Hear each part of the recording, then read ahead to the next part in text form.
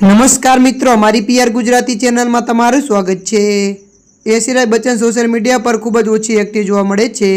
AC रायનું Instagram handle તેમના પરિવારને સમર્પિત છે।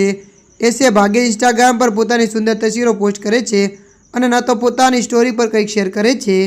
એસી રાય બચ્ચન પોતાની પર્સનલ લાઈફને ખાનગી રાખવા માને છે। એક્ટર્સે એક પોસ્ટ શેર કરી છે અને કેટલીક ઇમોશનલ તસવીરો શેર કરી છે। ત્યારે મિત્રો આપને જણાવી દઈએ કે એસી રાય બચ્ચન ખૂબ જ ભાવુક દેખાઈ રહી છે। एक्टर्सનું શું થયું તે અચાનક કેમ ભાવુક થઈ ગઈ?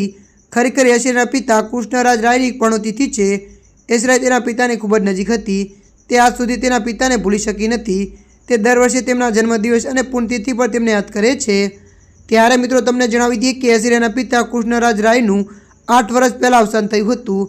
આ પરિસ્થિતિમાં પુણ્યતિથિ નિમિત્તે એક્ટર્સે 3 તસવીરો શેર કરી છે। પહેલી તસવીરમાં એક્ટરના પિતાનો ફોટો જોવા મળે છે। आ पछी आगामी तस्वीरों में आराध्या बच्चन तेना दादाना फोटा परथी आशीर्वाद लेती जोवा मळे छे।